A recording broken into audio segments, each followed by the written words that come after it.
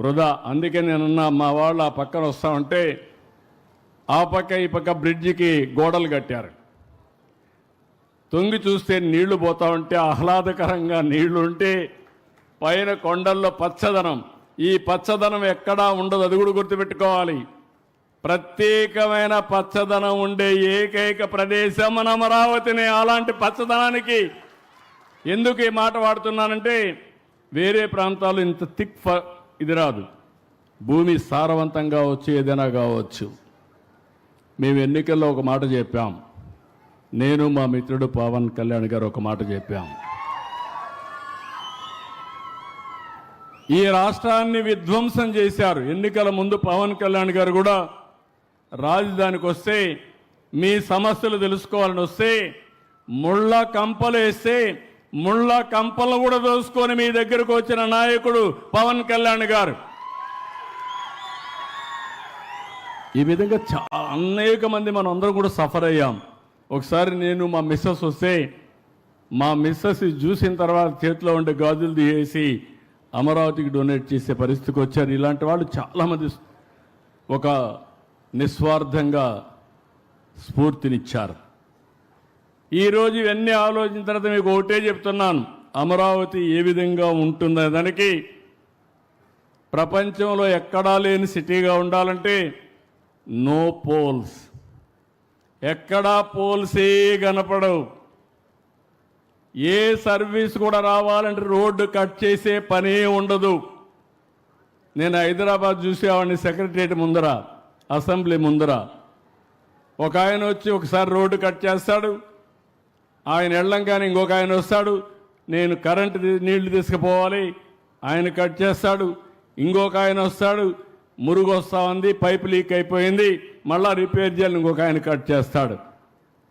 నేను ఎన్ని చెప్పినా కూడా హైదరాబాద్లో సైబరాబాద్లో కూడా ఇలాంటి స్ట్రైట్ రోడ్స్ రాలా.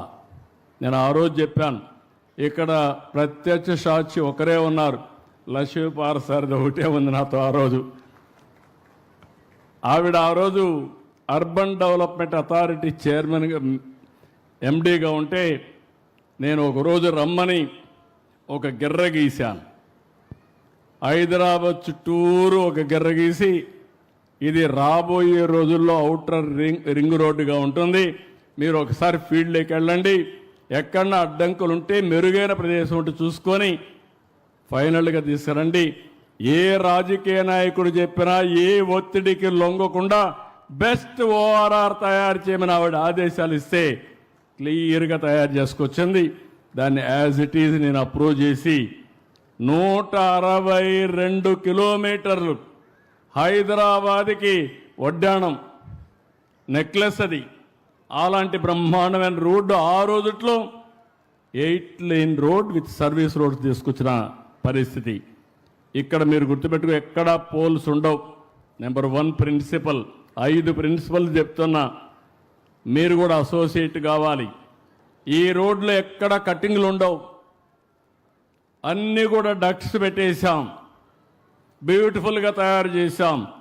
నీళ్లు పోవాలంటే ఒక డక్ట్లో వెళ్తాయి, డ్రైనేజ్ పోవాలంటే ఇంకో దాంట్లో వెళ్తాయి, ఎక్కడికక్కడ ట్రీట్మెంట్ కూడా అయిపోతుంది. ఫ్లడ్ వాటర్ వస్తే ఇంకో దాంట్లో వెళ్తాయి. ఐసిటీ కమ్యూనికేషన్ అంతా కూడా ఒక డక్ట్ తీసుకొస్తాం. కరెంటు కూడా పైన వైర్లు కనపడవు, అది కూడా డక్ట్లో వచ్చి మీ ఇంటి దగ్గర కరెంట్ ఇస్తాం.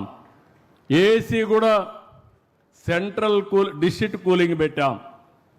దీనివల్ల ఒక 20% తగ్గుతుంది.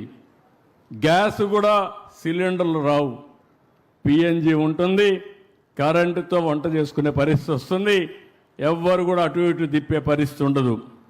ఇది నెంబర్ 1 ప్రిన్సిపల్. నెంబర్ 2 ప్రిన్సిపల్, ప్రపంచంలో ఎక్కడా లేనిది మనకే ఉంది, నీళ్లు. ఈ సంవత్సరం ఎల్లినో చాలా సమస్యలు ఉన్నాయి. ఆ రోజు దూరదృష్టితో పట్టిసీమ ప్రారంభించి పట్టిసీమ నుంచి కృష్ణా డెల్టాకు నీళ్లు తీసుకొచ్చి ఇచ్చింది 12 సంవత్సరాల కంటే ముందు. ఆ నీళ్లు ఈరోజు శ్రీరామ రక్ష మనకు. రాబోయే సంవత్సరం పోలవరం పూర్తి చేస్తాం. పోలవరం నీళ్ళని కృష్ణా జిల్లా తీసుకొస్తాం. నేరుగా గ్రావిటీతో కృష్ణా డెల్టా పారడమే కాకుండా అమరావతి ఒక పక్కన కృష్ణా నీళ్లు, ఇంకో పక్క గోదావరి నీళ్లు, రెండు చూస్తే అమరావతి మొత్తం నీటి సమస్య ఉండదు. ఇలాంటి బ్రహ్మాండమైన నది ఉండే ఏకైక రాజధాని మన అమరావతి అని మరొకసారి తెలియజేస్తున్నా. లోపల కూడా వాటర్ పెట్టాం, కెనాల్స్ పెట్టాం. విజయవాడలో కూడా 3 కెనాల్స్ ఉన్నాయి. వెస్ట్రన్ డెల్టాకి ఇంకో కెనాలు మనోహర్ నేరుగా తెనాలి వరకు వెళ్తుంది. అది కూడా వాటర్ ట్రాన్స్పోర్టేషన్ కూడా ఉపయోగిస్తాం. నీళ్ళు ఎప్పుడు కూడా మనిషికి ఆహ్లాదకరం. నీటిని చూస్తే టెన్షన్ పోతుంది. ఒక ప్లజెంట్ అట్మాస్ఫియర్ క్రియేట్ అవుతుంది. అందుకే రెండో ప్రిన్సిపల్ కింద బ్లూ సిటీ అంటున్నాను. మొదటిది నో పోల్ సిటీ, రెండోది బ్లూ సిటీ, మూడోది గ్రీన్ సిటీ. బయోడైవర్సిటీలో ప్రపంచంలో నెంబర్ 1 మన అమరావతి. ఏ చెట్టు కావాలన్నా వస్తుంది. చెట్టు ఎప్పుడు కూడా మనకు ఆహ్లాదకరంగా ఉంటుంది, ఆరోగ్యకరంగా ఉంటుంది, మనకు ఆక్సిజన్ ఇస్తుంది. కాబట్టి గ్రీన్ సిటీ కూడా తయారు చేస్తాం. గార్డెన్స్కి ఎక్కువ ఇంపార్టెన్స్ ఇస్తాం.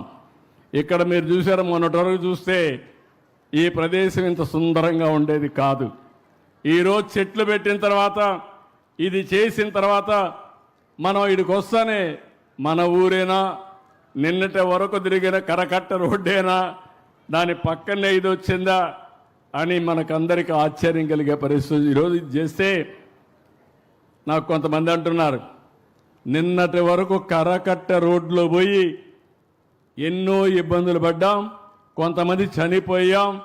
ఈరోజు అమరావతి రాజధానికి రాజమార్గాన్ని ఏర్పాటు చేసుకున్నాం. వన్స్ ఈ రోడ్డు ఎక్కితే ఇంకా మీకు అక్కడి నుంచి అనుభూతే. ఇంకా ట్రావెల్ చేయడం అనేది రాజధాని ఎట్లుంటుందో ఊహించుకోవడమే. అలాంటి ఇది ప్రారంభం మాత్రం. ఇక్కడి నుంచి ఈ రోడ్డు నేరుగా పోయి Vijayawada Guntur national highway connect చేస్తాం. తాడేపల్లి ద్వారా పోయి కనెక్ట్ అవుతుంది. ఇలాంటి రోడ్లన్నీ చాలా వస్తాయి. నాలుగోది గ్రీన్ ఎనర్జీ. మీరు ఈ విషయం కూడా గుర్తుపెట్టుకోవాలి. ఇక్కడ వాడే కరెంట్ అంతా మీ ఇంటి పైన మీరందరూ సోలార్ ప్యానెల్స్ పెట్టుకోవాలి. మీరే కరెంట్ ఉత్పత్తి చేసుకోవాలి. చాలకపోతే మేము గ్రీన్ ఎనర్జీ తెస్తాం, అది కూడా ఇక్కడ ఇస్తాం. Net zero, pollution free. అమరావతిలో ఇల్లు కట్టుకున్న వాళ్ళు జీవితకాలం ఇంకొక 20-25 సంవత్సరాలు ఎక్కువగా ఉంటుంది. అది అమరావతి యొక్క ప్రత్యేకత. ఇంకొక పక్క గ్రీన్ ఎనర్జీ పెట్టినప్పుడు పొల్యూషన్ లేకుండా నెట్ జీరో తీసుకొస్తాం. ఇవన్నీ ఉంటే ఆదాయం కూడా కావాలి. కాబట్టి knowledge economy, deep tech capital. First time అమరావతిలో మీరు చూశారు, క్వాంటమ్ వ్యాలీ వచ్చింది. క్వాంటమ్ అంటే ఎవరికి తెలియదు. ఒకప్పుడు ఐటీ మాట్లాడాను, ఇప్పుడు ఏఐ మాట్లాడుతున్నా. Next level quantum. డేటా సెంటర్లు వస్తున్నాయి.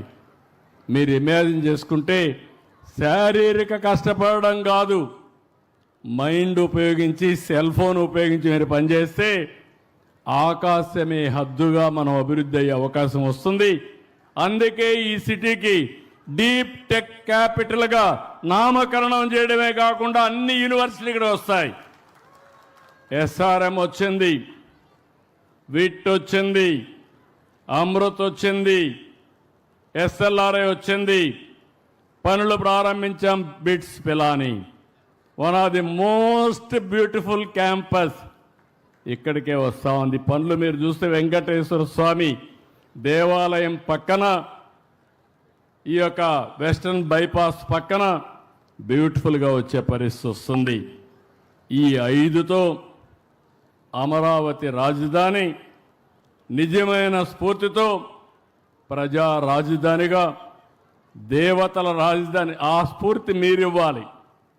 మొన్న మీరందరూ కూడా ఒక పని చేశారు. ఒక స్ఫూర్తి